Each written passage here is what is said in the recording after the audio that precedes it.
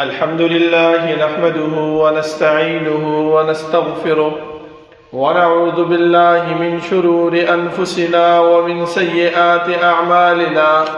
من يهده الله فلا مضل له ومن يضلل فلا هادي له، وأشهد أن لا إله إلا الله وحده لا شريك له، وأشهد أن محمدا عبده ورسوله. يا أيها الذين آمنوا اتقوا الله حق تقاته ولا تموتن إلا وأنتم مسلمون. يا أيها الناس اتقوا ربكم الذي خلقكم من نفس واحدة وخلق منها زوجها وبث منهما رجالا كثيرا ونساء، واتقوا الله الذي تساءلون به والأرحام إن الله كان عليكم رقيبا. يا أيها الذين آمنوا اتقوا الله وقولوا قولا سديدا يصلح لكم أعمالكم ويغفر لكم ذنوبكم، ومن يطع الله ورسوله فقد فاز فوزا عظيما. أما بعد، فإن خير الحديث كتاب الله، وخير الهدي هدي محمد صلى الله عليه وسلم، وشر الأمور محدثاتها، وكل محدثة بدعة، وكل بدعة ضلالة، وكل ضلالة في النار. أعوذ بالله من الشيطان الرجيم. بسم الله الرحمن الرحيم. قاف والقرآن المجيد، بل عجبوا أن جاءهم منذر منهم فقال الكافرون هذا شيء عجيب. أإذا متنا وكنا ترابا ذلك رجع بعيد. قد علمنا ما تنقص الأرض منهم وعندنا كتاب حفيظ.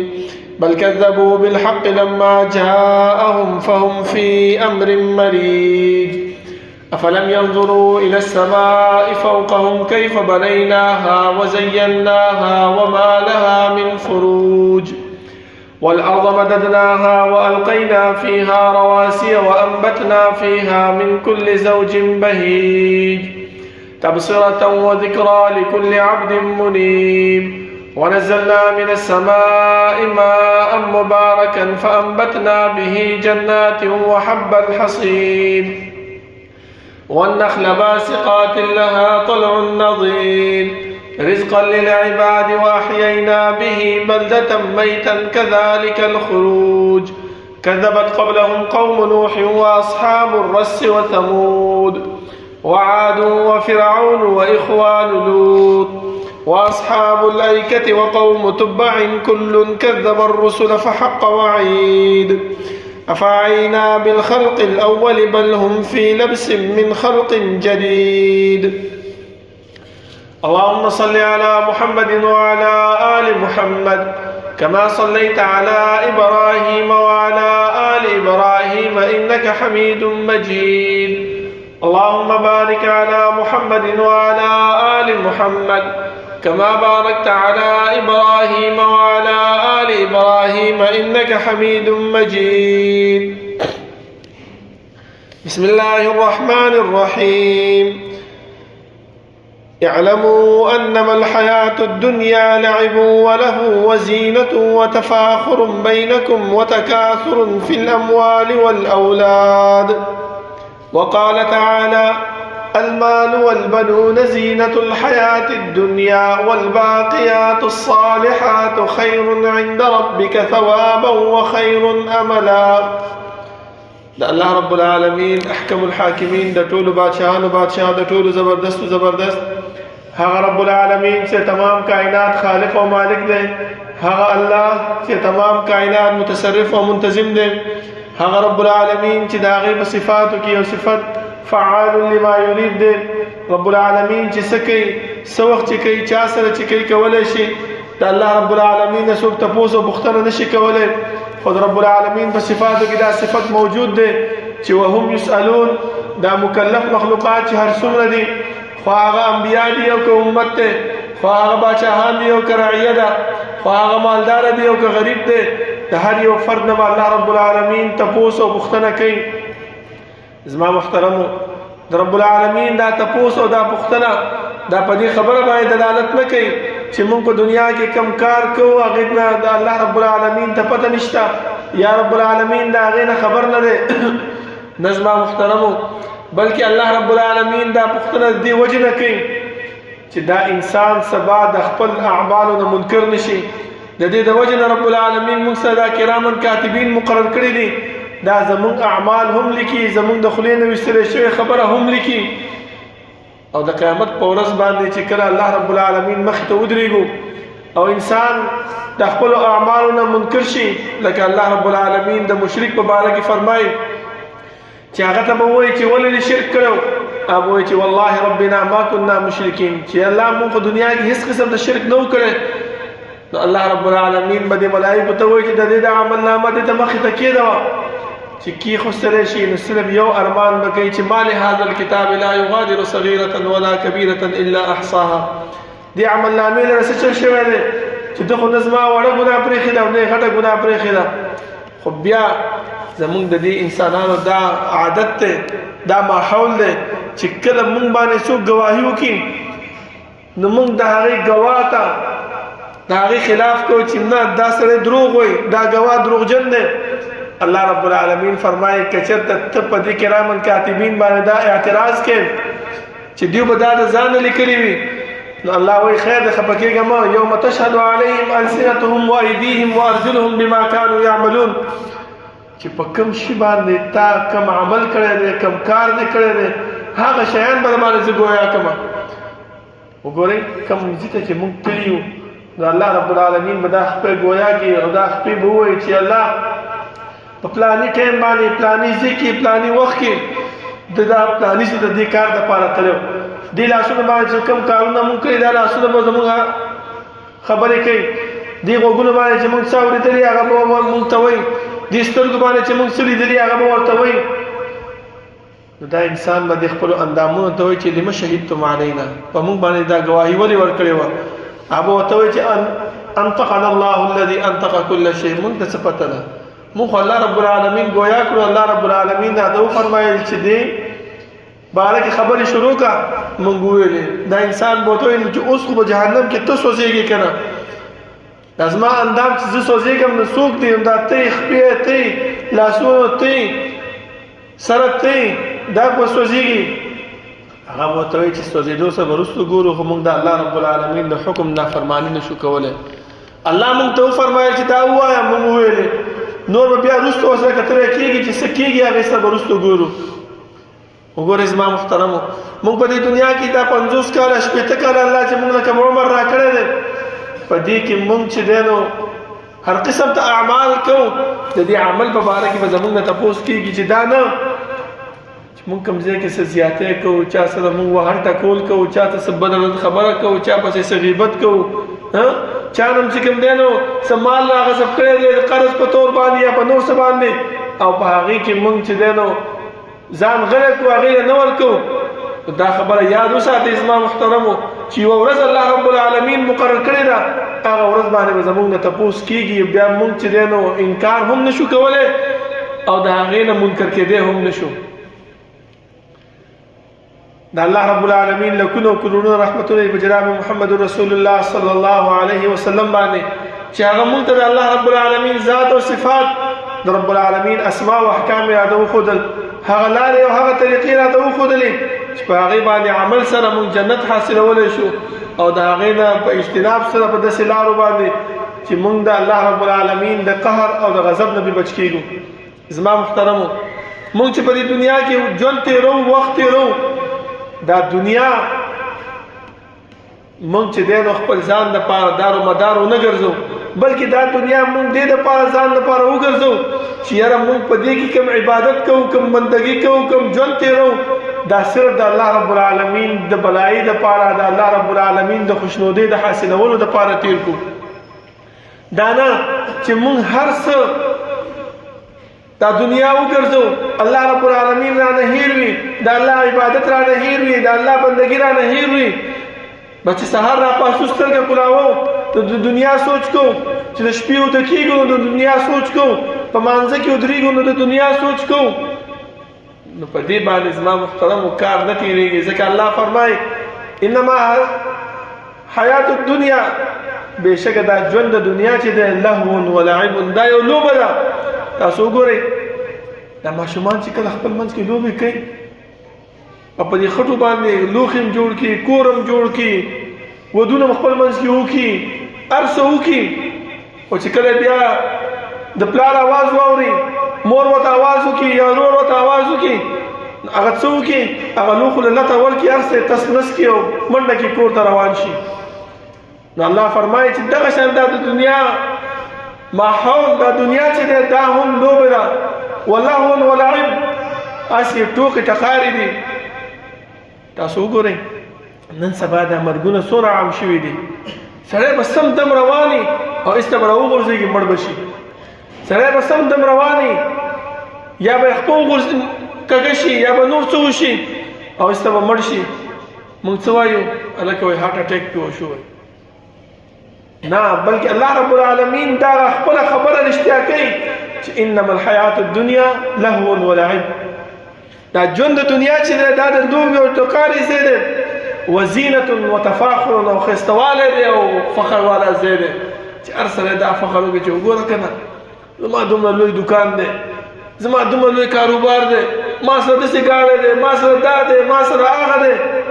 دا د فخر ځای دی، هر ځای کې دا دنیا کې خلک څه کوي؟ فخر کوي. وزینة او ښایستهوالی دی، هر سړی ښایسته جوړه واچوي. زه دا نه وایم چې دا ښایسته جوړه اچول صحیح نه دي، نه. یو حدیث کې راځي رسول الله صلی الله علیه وسلم د صحابي تپوس وکړو چې د الله رسوله دا جامې اچول ښایسته، واسکټ اچول ښایسته، دا هم په تکبر کې راځي؟ هغه ویل چې نه، دا تکبر کې نه راځي، بلکې الله رب العالمین ښایسته دی او ښایستهوالی خوښوي. ان الله جمیل یحب الجمال، ښایستهوالی خوښوي، ځان ښایسته کوي. دا تکبر چې دی دې ته څه ویلی کېږي؟ دا هغه شي ته ویلی کېږي چې ته په زړه کې بل انسان ته څه وګورې؟ سپک وګورې، بل انسان ته چې دی نو کمتر وګورې او ځان پرې لوی وګورې، دې ته تکبر ویلی کېږي. دې ته تکبر نه وایي چې ته ښایسته جامې واچوې، ښایسته بوټان واچوې او ښه لش پش کې روان یې. ستا دا تکبر دا کوم ځای کې ظاهرېږي؟ دا دغسې کې ظاهرېږي چې ستا مخې ته چې کوم انسان روان دی، ستا مخې ته چې کوم بني آدم روان دی، ته هغه ته کمتر ما دته لرې که داسې شی دی، دا څه بیکاره انسان دی، دا داسې دی، دا هغسې، دې ته تکبر ویلی کېږي. دې ځای کې تکبر ظاهرېږي. زما محترمو، تا نه یو سوالګری راشي سوال دله وکړي، ته هغه چې دی نو ښه طریقې سره هم واپس کولی شي. که څه وله نه ورکې نو په ښه طریقې سره ورته ووایه چې وروره خفه نه شي، ماتې را سره نشته یا نشته دی را سره یا نور څه. دا هغه صحیح طریقه ده. او چې کوم انسان کې چې لوی او تکبر وي هغه ورته څه وایي؟ لرې شه، رک شه، یا نور الټه سیده خبرې ورته شروع کړي. نو دا تکبر دی زما محترمو. وتکاثر فی الاموال والاولاد، او زیاتوالی په مالونو او په اولادو کې. دا مال څنګه جمع کولی؟ ځکه الله فرمایي چې الهاکم التکاثر، هلاک دی هر کسان چې مالونه یې جمع کړي دي.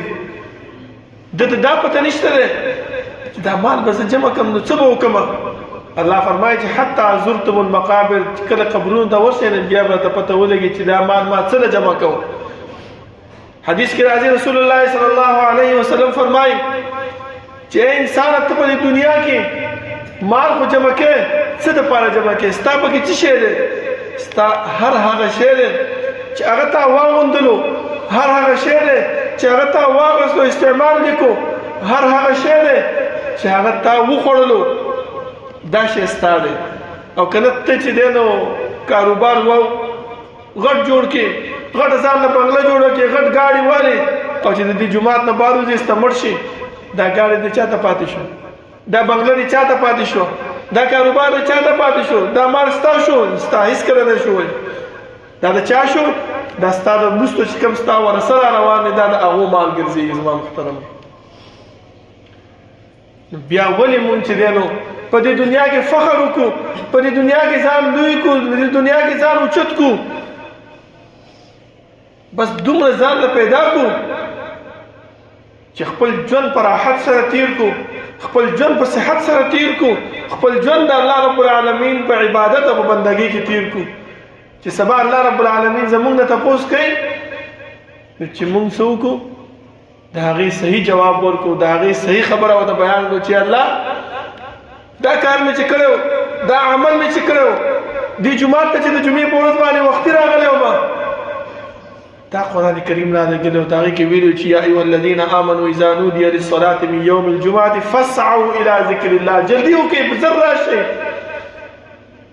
ستا پیغمبر راته ویلي چې د جمعې دا ورځ په 5 ټیمونو باندې تقسیم ده، چې په اول ټیم باندې څوک راغی دومره اجر او ثواب دی لکه د اوښ د قربانولو، دویم ټیم باندې چې راغی لکه د غویي د قربانولو، په دریم ټیم باندې چې راغی لکه د چیلي د قربانولو، په څلورم ټیم باندې چې راغی لکه د چرګ د قربانولو، په پنځم ټیم باندې چې راغی لکه د هګۍ د قربانولو. دومره اجر او ثواب الله ورپسې لیکي. خو موږ د دې خبرو نه محروم یو، ولې چې موږ خپل ځان چې دی نه په دنیا کې ننویستی دی، چې الله وایي لهو ولعب په هغه لوبو ټوبو ټقالو کې ورننویستی دی، زینت و تفاخر کې ورننویستی دی، نه د الله نه خبرې، نه د الله د پیغمبر نه خبرې چې هغه مونږ ته راغلی او مونږ ته څه څه ویلي دي، نه د دې نه خبر یو چې یاره دې دنیا کې به زما څومره ژوند وي، زه به ژوندی پاتې شم او که پاتې به نه شم، زه به وخت دې دنیا کې تیر کړی شم که تیر به نه کړی شم، خو بس صرف دې کې مشغول یم چې یاره دا مال به زه څنګه وګټم، دا به زه څنګه حاصل کړم، که په حلال یې حاصلوم که په حرام یې حاصلوم، دا به ما ته څنګه میلاو شي. لکه بار بار الله رب العالمین مونږ ته وایي چې المال والبنون زینت الحیات الدنیا، دا مال چې کوم ته ګټې، کوم کاروبار چې کوې، کومې پیسې جمع کوې، کومې بنګلې چې لګې جوړې، کوم ګاډي چې دې جمع کړي دي، زینت الحیات الدنیا، دا د ژوند ښایستوالی دی. والباقیات الصالحات خیر عند ربک ثوابا وخیر املا، او کومه نیکي چې تا کړې ده، کوم عبادات چې تا کړې دي، کوم بندګي چې تا کړې ده، هغه نیکي او هغه بندګي هغه به الله رب العالمین ته ورځي، هغه باقیات او صالحات به ستا پاتې کېږي. ځکه تاسو وګورئ چې کله کوم انسان چې مړ شي نو که ښه کارونه یې کړي خلک یې په ښه کې یادوي، او که بد کارونه یې کړي خلک یې په څه کې یادوي، په بدو کې یادوي چې ما دا خلک چې ورک شو، خلک چې داسې شو، ولې د هغې هغه باقیات او صالحات هغه پاتې شي د انسان پسې، هغه پاتې وي، دا انسان نور چې کوم وروستو را روان دی هغوی یادوي. دې د وجې نه زما محترمو په دې کتابونو کې یو واقعه مشهوره ده، و یو سړی پخوا زمانه کې هغه به لاره کې به ناست و شوکې به یې کولې، نو خلکو به یادول چې یاره دا خو شوکمار دی، یریدل به ترې نه، ځان به یې ساتلو. چې هغه کله د مرګ وخت رانږدې شو، خپل بچي ته ویل چې بچیا زه خو اوس مړ کېږم، خو ته داسې کار وکړه چې دا خلک ما په ښه یاد کړي، ګورې په بده مې یاد نه کړي. بچي ورته څه وکړه، هغه هم شوکې شروع کړې دي، خو پلار به یې صرف شوکې کولې، مال به یې ترې اخیستو. دې بچي څه وکړه، د هغه چا نه به چې مال اخیستو د هغې نه به یې دا کپړې هم ایستلې، بربنډ کولو به یې. نو خلکو ویل چې والله د ده دا پلار خو ډېر ښه سړی و چې صرف شوکه به یې کوله، دا زوی خو ډېر بدتر دی، دا خو بیخي چې دی نه مونږ بربنډه یو. ځکه الله رب العالمین فرمایي چې والباقیات الصالحات خیر عند ربک، ای انسانه چې کوم عمل دې کړی، کوم کار دې په دنیا کې کړی، څنګه ژوند دې تېر کړی، د مرګ نه وروسته به دا خلک که ښه دې کړي په ښو کې به دې یادوي، او که بد دې کړي نو په بدو کې به دې یادوي. اوس د هر انسان ځان سره دا سوچ وکړي، په ګریوان کې دې وګوري چې یاره زما دا ژوند چې روان دی، زما دا زندګي چې روان ده، نو دا د آخرت طرف ته روان ده او که د دنیا پسې روان ده. که آخرت پسې روانې نو دا یو څو ورځې ژوند زما محترمو زمونږ دا خو به تیر کو، خو هغه دا روان ژوند بیا زمونږ برباد دی. الله رب العالمین نه دعا ده چې الله رب العالمین د عمل کولو توفیق راکړي، او الله رب العالمین دا زمونږ زندگی دا دې دنیا پورې خاص نه کړي چې موږ صرف به دا دنیا حاصله او د آخرت نه غافل یو، بلکې الله رب العالمین زمونږ سوچ او فکر، زمونږ اعمال دا د آخرت طرف ته متوجه کړي. اقول قولي هذا واستغفر الله لي ولكم ولسائر المسلمين.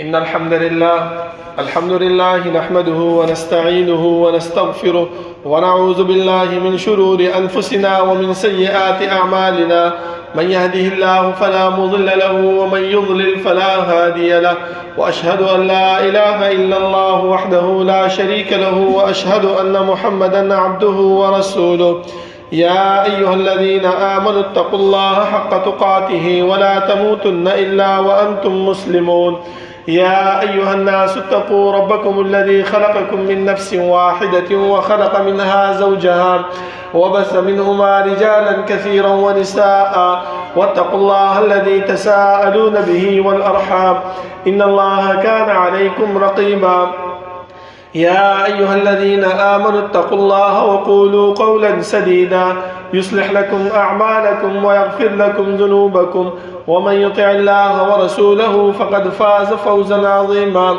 أما بعد فإن خير الحديث كتاب الله وخير الهدي هدي محمد صلى الله عليه وسلم وشر الأمور محدثاتها وكل محدثة بدعة وكل بدعة ضلالة وكل ضلالة في النار.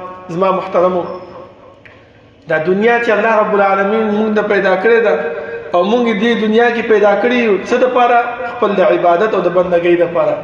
اوس که موږ د عبادت د دې بوجه باندې کوو چې یاره الله رب العالمین زموږ په سر باندې بوج اچولی د خپل سر نه دا بوج ښکته کومه، نو زما محترمو دا عبادت د الله رب العالمین بیا قابل د قبول نه دی. دا موږ صرف خپل ځان هسې ستړی کوو، دا موږ صرف چې دی نو ځکه علما فرمایي چې مونځ کې خشوع څه ته وایي؟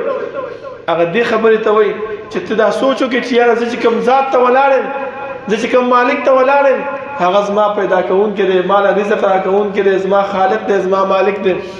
او چې کله موږ په دې مانځه کې ولاړ یو او د دوکان سوچونه شروع کړو، د دنیا سوچونه شروع کړو، وی الله رب العالمین فرمایي ملائکو ته چې کله بنده مانځه ته ودرېږي الله وایي زما او د دې بنده په منځ کې چې کومې پردې دي هغه لرې کړي. خو چې کله دا بنده سوچونه مانځه کې شروع کړي نو الله رب العالمین ملائکو ته دا پردې واپس راوغورځوي، دا انسان په ګډو وډو سر دی، ما ته نه دی ولاړ، دا بل چا ته ولاړ دی. هغه عبادت او هغه بندګي هغه زموږ فضول شي. ولې مونږ چې د دکان کې ناست یو بازار کې نو مونږ څه وایو؟ مونځ ټایم دی، الله وایي چې وزرو البیع اخیستل او خرڅول پرېږدوئ، چې کله د جمعې اذان وشي جمعې مانځه ته ځان راورسوئ. مونږ څه وایو؟ یاره ګړۍ ته ګورو څه به وکړه په پاوکم باندې جمع ده، اوس خو شل کم دی او 15 منټه شته، 15 منټه بعد به ورشم. دا مونږ څه شی کوو؟ دا د الله بندګي نه کوو، بلکې زمونږ په سر چې کوم بوج دی هغه بوج ښکته کوو، هغه بوج ته ځان لرې کوو. څنګه به زمونږ الله رب العالمین عبادت قبول کړي؟ څنګه به الله رب العالمین زمونږ دعاګانې قبول کړي؟ څنګه به الله رب العالمین زمونږ نه پریشانیانې قرضونه دا به ختم کړي؟ څنګه به زمونږ په دې کاروبار کې برکت راشي؟ خو چې کله مونږ خپل بندګۍ سره خپل کاروبار سره د الله رب العالمین عبادت د الله رب العالمین بندګۍ ته هم خاص توجه ورکوو، 10 منټه 15 منټه د جمعې نه مخکې د خطبې نه مخکې ځان جومات ته رارسو، نو انشاءالله رب العالمین به زمونږ په کاروبار کې هم برکت اچوي، زمونږ دا ژوند به هم فراخه وي او مونږ به خوشحاله هم وي. ولې الله خپله فرمایي چې کله د ذکر نه واوړېدې فإن له معیشة ضنکا، چې د مونځ او د ذکر او د دین چې ځان یې رستو کو، الله وایي زه به باندې دا دنیا ته تنګه کړم. ځکه هر سره تاسو ګورئ که څوک مونځ نه کوي څه وایي؟ یاره دا زړه مې تنګ دی، لږ بهر چکر ته وځم، لږ پلاني ملګري لرم چې ګپ راسره ولګوي چې دا ژوند مې لږ کلاو شي. او چې کله دا مونځ ذکر دې ته خاص توجه ورکوو نو بیا دا الله رب العالمین فرمایي چې فلنحیینه حیاة طیبه، موږ د دې دا ژوند را ژوندی کړو او دا خوشحاله خوشحاله په دې دنیا کې ګرځي. الله رب العالمین نه دعا ده چې الله رب العالمین دې عمل کولو توفیق راکړي او الله رب العالمین دې د خپل بندګۍ طرف ته زمون فکر او توجه کلاو کړي او الله رب العالمین دې موږ په وخت باندې د خپل عبادت ته راغب کړي او زمون په کاروبار کې، زمون په مال کې، زمون په اولاد کې الله رب العالمین برکت واچي او الله رب العالمین زمون دا قرضونه چې څوک قرضدار دي دا قرضونه ختم کړي. رب العالمین چې څوک پریشان دي، بیماران دي، دا پریشانی دا بیماری دی الله رب العالمین ختم کړي. ربنا لا تزغ قلوبنا بعد إذ هديتنا وهب لنا من لدنك رحمة إنك أنت الوهاب. ربنا اغفر لنا ولإخواننا الذين سبقونا بالإيمان ولا تجعل في قلوبنا غلا للذين آمنوا ربنا إنك رؤوف رحيم.